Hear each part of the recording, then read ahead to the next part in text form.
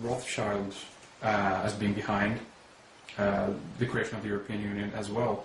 And actually yesterday I found an interesting thing regarding Rothschild that said this. In 1954, Baron Robert Rothschild was appointed chef de cabinet of Paul Henry Spaak at the Belgian Foreign Ministry. For the next 2 years, he worked together with Spaak and, maybe butchering his name here, Jean-Charles Snoy et de Oppers, or something like that, on the Treaty of Rome.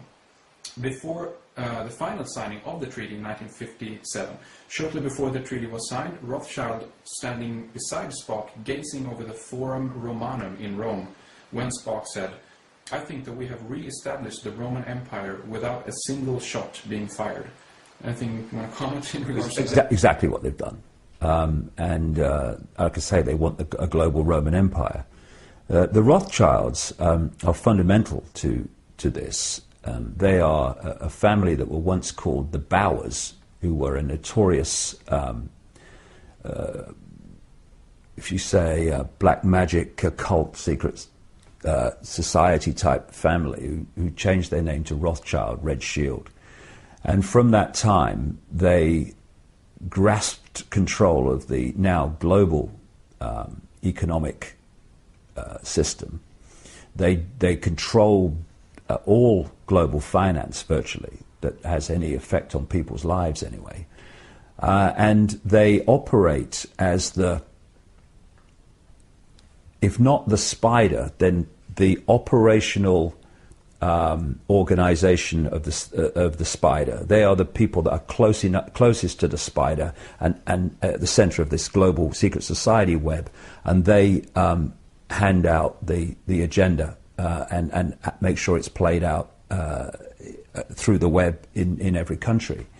And so they don't just control the financial level, they control the corporations, and they control governments, and they are also the guiding, controlling force behind a network of organizations which were spawned from a secret society started in Britain in the late 19th century called the Round Table.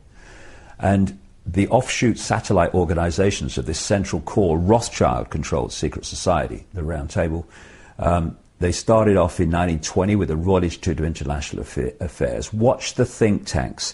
Look how the world is awash with think tanks, right? The think tanks are the means through which this whole thing is orchestrated overwhelmingly. So you have a think tank called the Royal Institute of International Affairs in London. A year later, 1921, Council on Foreign Relations, which dominates United States foreign policy and the State Department in America, etc. Then you had the Club of Rome, I think that was 1968, that was set up to manipulate the environment and the environmental movement to justify global transformation. And this is where the lie of human-caused climate change has come from. 1954, you had the Bilderberg Group, and then in 1973, you had the Trilateral Commission, which was co-created by David Rockefeller, and the Rockefellers are a subordinate bloodline within the network to the Rothschilds. They represent the Rothschilds in America, the wider world too, but especially America. And the other co-creator of the Trilateral Commission was Zbigniew Brzezinski, President Jimmy Carter's national security advisor, who is one of the prime mentors of Barack Obama, who is just another, mask on the same face that as Bush was. And the Bilderberg Group is very, very important in the creation and the centralization of power within the European Union. For people who are new to these organizations, what they are is coordinating networks to coordinate a common policy, a common view among different countries, different people in banks, people in government, people in NATO, people in intelligence agencies. It's to create a coordination of view and of policy. And the Bilderberg Group has been one of the prime manipulators of the policy of of centralization of power in Europe. It's been from 1954 one of its prime motives has been to create the European Union as we now have. And it's very obvious and blatant that what we're seeing now was planned from the start. You know, we have a situation where Russian dissidents who've come out of the old Soviet Union are describing the European Union, quite rightly, as a mirror in structure of the Soviet Union with the Politburo, etc. And some of them, one of them in particular, tells the story of having seen reports or official reports of a meeting that Mikhail Gorbachev had when he was the leader of the Soviet Union, with David Rockefeller and Henry Kissinger from the Trilateral Commission and Valéry Giscard d'Estaing, where in the middle of the conversation, d'Estaing said, Mr. President, this is what's going to happen within a certain number of years. In other words, what's happening now with the Treaty of Lisbon, the Lisbon Treaty, is going to happen in Europe, and it's going to happen in this period of years. So basically, you better get used to it. Now, what's interesting is two things. First of all, if France and the Netherlands had not voted no to the original constitution, then d'Estaing's timescale would have been virtually exact what he said, the number of years hence that this was going to come in. It's only been delayed because of those referendums, which meant they had to go through the process of going from a constitution to a treaty and all the rest of it. The other interesting thing is the person who oversaw the writing of the constitution was Valéry Giscard d'Estaing. So, Bilderberg Group, by the way. And we had a guy in the UK who was a practicing Satanist and serial child killer. I said that in my books when he was alive, no comeback because it's true, called Ted Heath. Ted Heath was Prime Minister of Britain from 1970 to 74, and he was the man who signed us into the European community and knowing what it was going to be. And he was one of the obsessive campaigners for us to go in right through the 60s. We have in Britain something called the 30-year rule, where cabinet papers are released after 30 years. Some of them are not released then because of national security, in other words, security of the agenda. But what came out in the 30-year rule in terms of Ted Heath is he had agreed, while denying it in public, to the rundown of the British fishing industry, the rundown of British agriculture, the rundown of manufacturing industry, right at the start. We're talking the early 1970s, because, again, what is happening was planned from the start. They have had this whole plan of turning the whole of Europe into effect a single unit.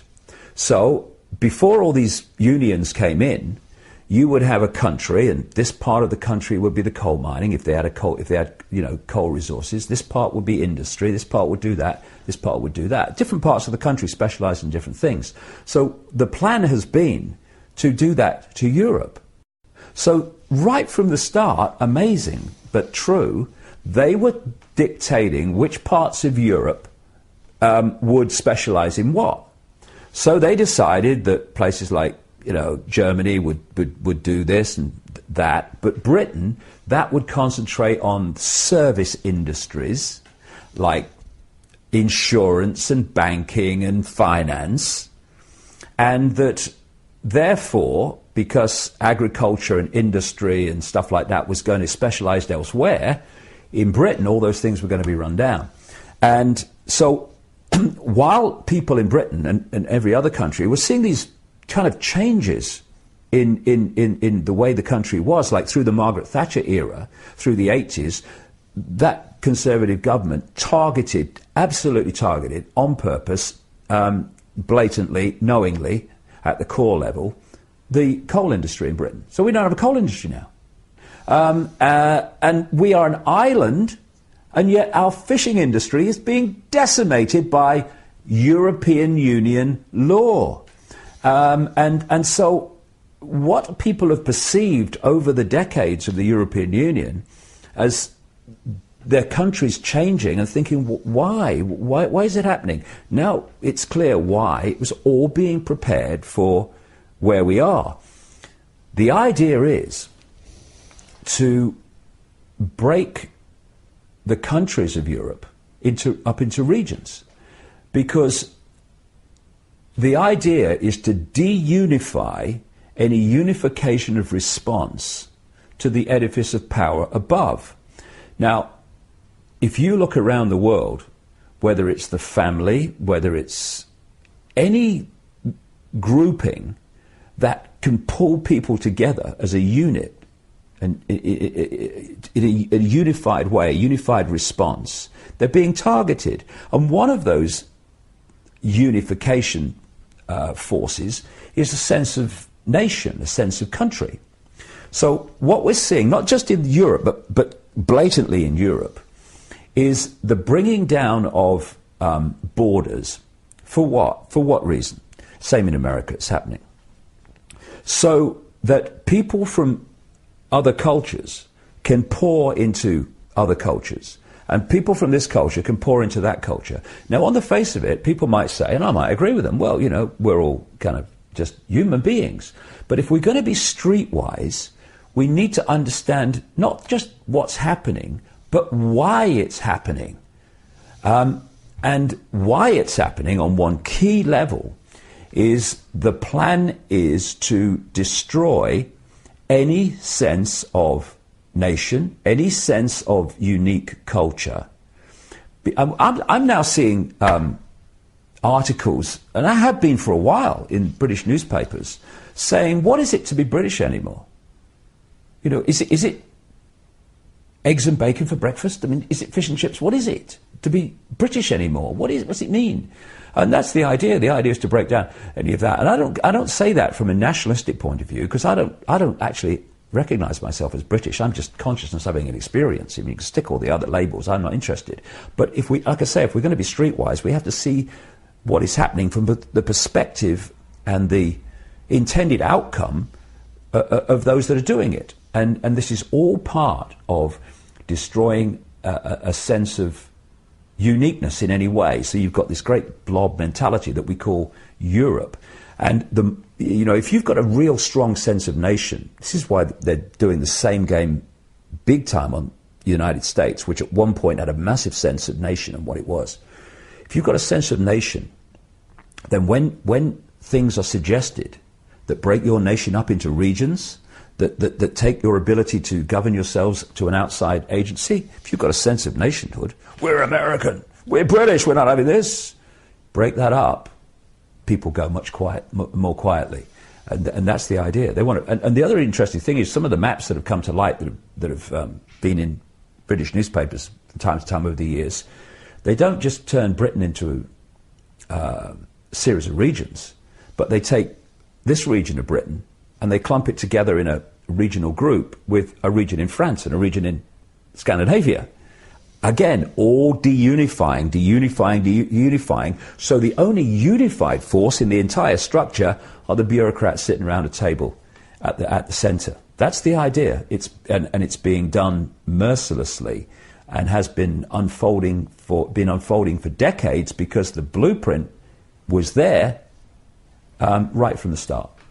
A ruthless human being is more easily controlled. It's as easy as that.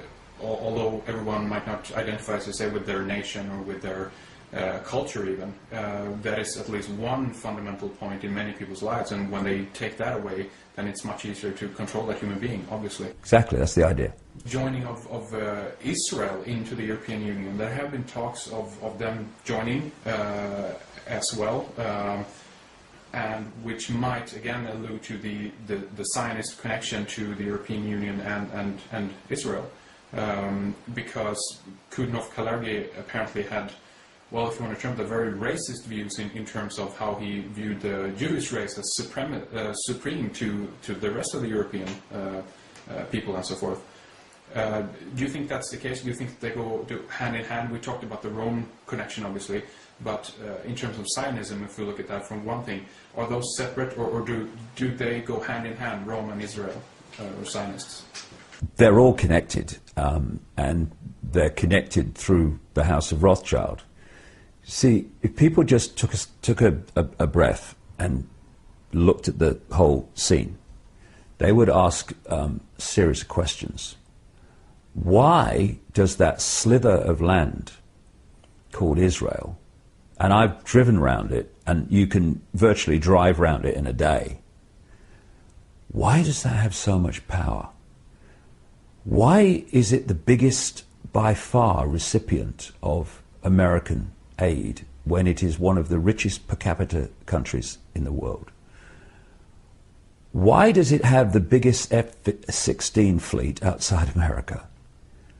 How come it can have a very considerable arsenal of nuclear weapons, refuse to sign a non-proliferation treaty, and have a breathtaking agreement, which has just been confirmed by Barack Obama in the last few months, that they have a policy in terms of America and other countries and Israel, that they don't ask whether they've got nuclear weapons, and therefore Israel doesn't have to say if they have or not. This is an official policy.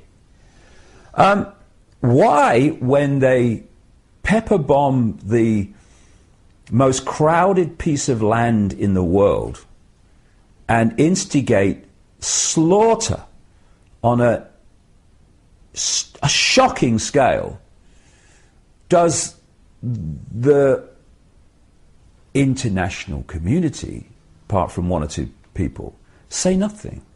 Simple. The House of Rothschild controls Israel.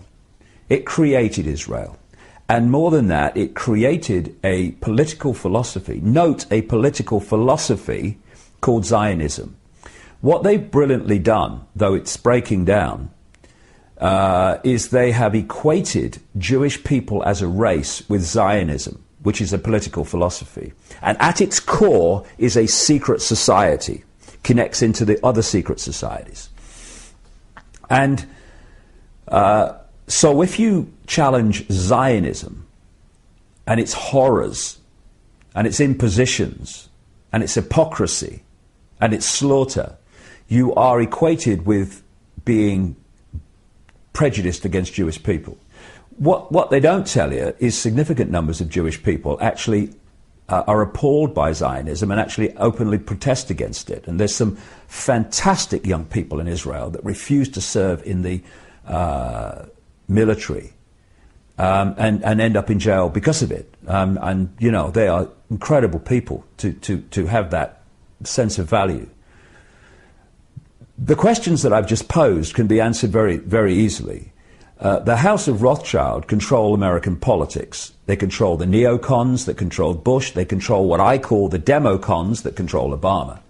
And in the White House, as I speak, we have the White House Chief of Staff, Rahm Emanuel, who is the puppeteer, immediate puppeteer of Obama, and his father actually served in an Israeli Zionist terror group called Irgun, which, with others, bombed Israel into existence and forced 750 to 800,000 Palestinians to leave their homeland after 1948. The reason, therefore, that Israel is the biggest recipient of American aid and military support is because this hand, called the House of Rothschild, takes the money from the United States and hands it to this hand, called Israel, of the House of Rothschild, and says, thank you very much. The reason that there's no questioning of Israeli nuclear capability, that they get away literally with mass murder time and time again, is because the House of Rothschild also controls the countries of the European Union and controls the European Union. I mean, Tony Blair is a yes sir, no sir, 3 bags full sir, how high would you like me to jump sir, frontman for the House of Rothschild. So who do they put in after he left the British government as negotiator of peace in Israel? Tony bloody Blair. What shall I say, Mr. Rothschild? Thank you very much. Thank you. That's thank you. Thank you. And that's it. So when you've got the same force controlling all these different agencies, then of course they're going to be coordinated. That's why Israel gets away with what it gets away with. And if people think that's anti-Semitic, well, actually anti-Semitic means anti-Arab, by the way, then they'll have to take it and shove it somewhere where the sun don't shine. Because I ain't shutting up about this, because it's fundamental to understanding the world and to understanding the European Union and world events. The Jewish people, in general, have been mercilessly used by the House of Rothschild and their front secret society, satanic secret society called Zionism, as a front which they can hide behind. So it is House of Rothschild organizations like B'nai B'rith, Sons of the Covenant, who created an organization called the Anti-Defamation League, which goes around defaming everyone, ironically, who have not just campaigned for hate laws that stop you exposing these people, they've actually written the bloody legislation in America and North America and Canada. And so these hate laws, which say you can't say this, you can't say that because that's prejudice and all that, they're not there to protect gay people. Everyone to their own, I say. I couldn't care less. They're not there to protect Jewish people or minorities. They're there simply to stop legitimate investigation of the Rothschilds and its network. That's what they're there for. And they are in so many ways, the Rothschilds, at operational level, the center of the spider's web. And they need to be exposed, because if they get exposed and they go, when I say go, they are removed from their positions of power. Because, to be honest, if they went to jail for what they have been responsible for, the House of Rothschild, they would have to reincarnate hundreds of times to complete the sentence. And we've ignored them, or we've not ignored them, people have ignored their power for long enough because they've brilliantly hidden it. It needs the light shone on it, because when they come down, in so many ways, the House of Cards comes down. Thank you very much.